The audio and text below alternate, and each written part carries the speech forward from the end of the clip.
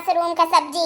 अरे नहीं दीदी, वॉशरूम में हूँ। आज निकाल काऊ कहती बाटी है। हाँ लड़का सुन तो तोहार मौसी काऊ कहती बाटी। वॉशरूम में हूँ, वॉशरूम में। अरे अम्मा मौसी कहती बाटी बाथरूम में है, मतलब संडास में है।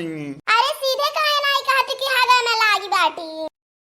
इतना दिया से अंग्रेजी पॉकेट में लागी है। जाहिल गवार, इडियट, नॉनसेंस। रिश्तेदार रखो फोन।